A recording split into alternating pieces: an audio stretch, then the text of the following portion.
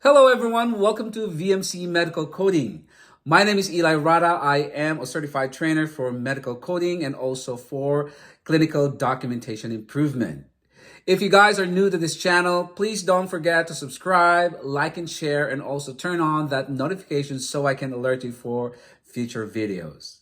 And if you have questions or comments, please feel free to leave me a message at the comment box and I will respond to your question as soon as I can. Here is the presentation for today. Okay, now let's go to another condition that the book mentions. What if, okay, patient has hypertension and at the same time has a kidney disease? Let me switch back to right here, hypertensive chronic kidney disease.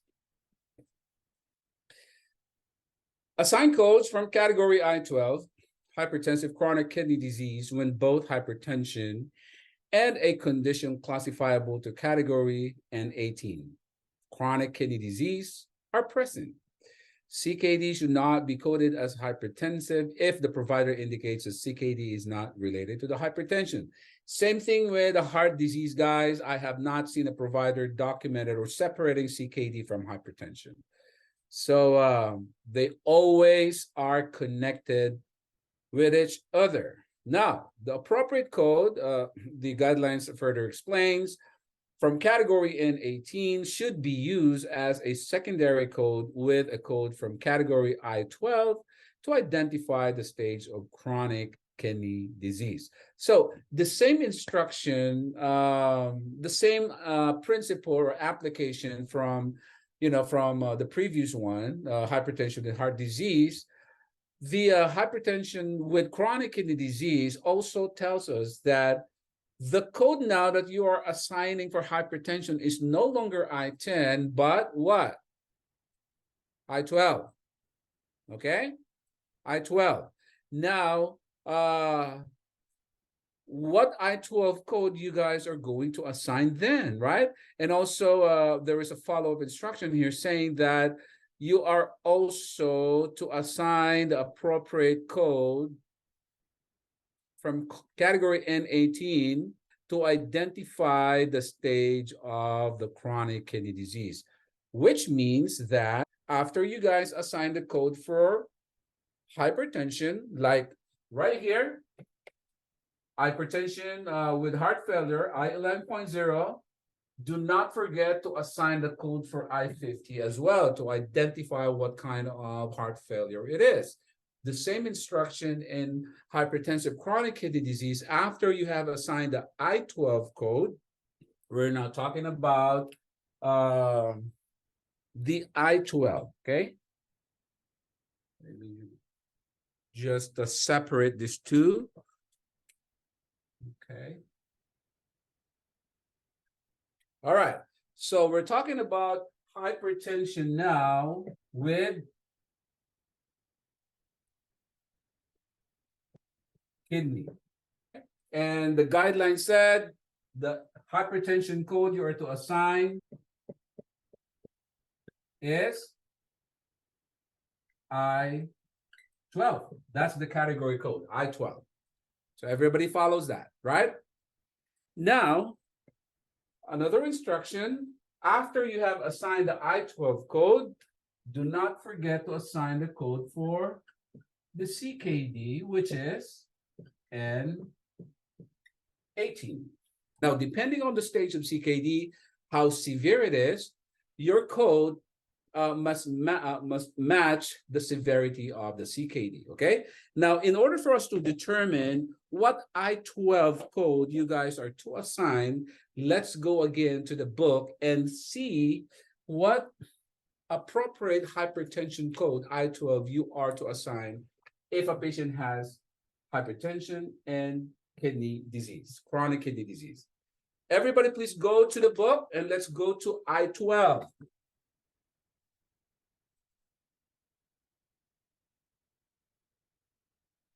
So I'm here on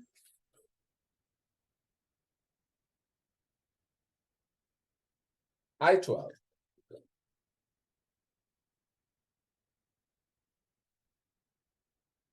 So let me read I-12, hypertensive chronic kidney disease. Okay, that's I-12.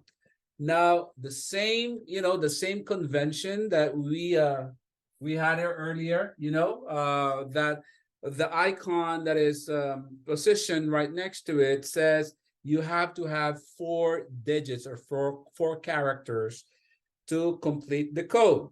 Okay, so there are only 2 options, I-12.0 or I-12.9. You guys see that? When you scroll down, you assign I-12.0 or I-12.9. Now, if a patient has chronic kidney disease, say chronic kidney disease stage 1 to 4, okay? CKD 1 to 4, what hypertension code, guys, you are to assign? What hypertension code do you guys assign? There you go. So your hypertension code is I-12.9, right? I-12.9. Of course, the CKD, and of course, do not forget to assign the CKD code. Now, the CKD code, guys, for the most part, correspond to the last character correspond to the stage of CKD. Like, for example, if you say patient has CKD stage 1, your hypertension, your CKD code is N18.1. If it's stage 2, this is stage 1. If it's stage 2, your hypertension code is N18.2. The only variation is on stage 3, because stage 3 has 2 different, categories or subcategories. Either a stage 3A or stage 3B. So there is a variation on that that CKD code. Okay, when you get to CKD 3. Now, the main takeaway here is that if the CKD is stage 1 to 4, your hypertension code will be I-12.9. On the other hand, if your CKD, let me erase this one. If your CKD now is 5 or 6, which is ESRD, right? What does ESRD mean? End stage renal disease, right? Now, if this is your CKD, what hypertension code, guys, do you now assign? Okay. What hypertension code do you guys assign? You are absolutely correct, Karen. Your hypertension code now becomes I-12.0. You see, guys, this is how important the coding guidelines are. In the AHIMA exam, there will be questions about this. They're going to throw you these types of questions, giving you scenarios that a patient has this hypertension, patient is on dialysis. How do you code hypertension? Okay, so you got to remember the guidelines, because that's the key to passing the certification exam. You really have to know the guidelines. Any questions so far from what we have just covered?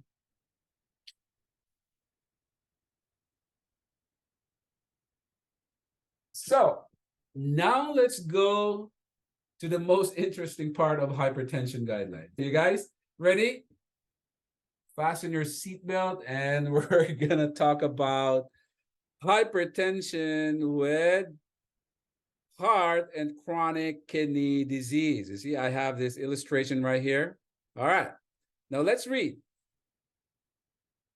Assign codes from combination category I-13, hypertensive heart and chronic kidney disease, when there is hypertension with both heart and kidney involvement. If heart failure is present, assign an additional code from category I-50 to identify the type of heart failure. The appropriate code from category N18, chronic kidney disease, should be used as secondary code with a code from category I-13 to identify the stage of chronic kidney disease. So there's a mouthful here, guys. There's a lot to unpack in this guidelines, guys. By the way, guys, what I have here on my PowerPoint here, my presentation is consistent with the guidelines. Look here, guys. This is what I just read. Okay, it's consistent. So the one I just read, guys, like I said, is consistent to the coding guidelines. Okay, so now how do we apply the instruction here in the coding guidelines to what, to different scenarios? So let me erase this, okay, and let's apply what the guidelines have these instructions for us. Now, for us to understand what is that hypertension code I-13, I'd like you to open your book and go to I-13, guys. Go to I-13. And the I-13 category code reads hypertensive, heart, and chronic kidney disease. And if you notice, guys, the I-13 code, okay, category code, can be 4 characters, or it can be also 5 characters. So let me write down this hypertension, your hypertension code here. And you have your code I-13. This is your category code. Now, when do we assign, if the patient has, okay, let's say, for example, hypertension with CKD stage 1 to 4 with heart failure.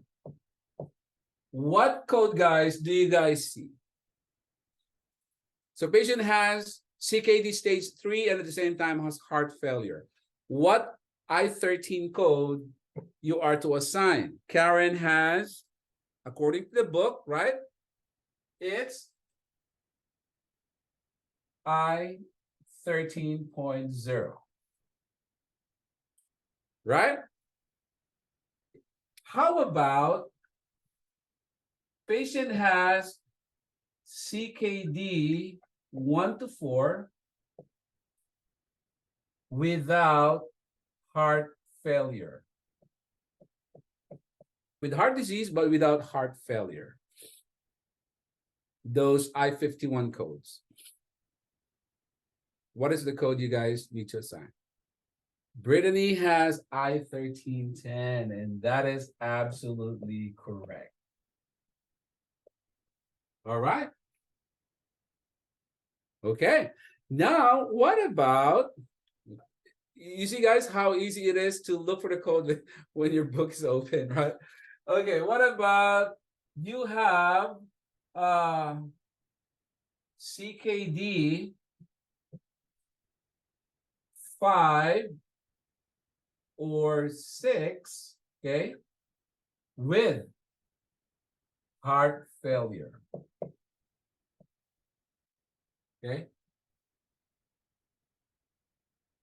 It is Brittany, you have and Karen also has this code I-13.2. Excellent. Now, lastly, guys, you have hypertension with CKD 5 or 6 without heart failure. What is the code? I-1311. Yes. So the code is I-1311.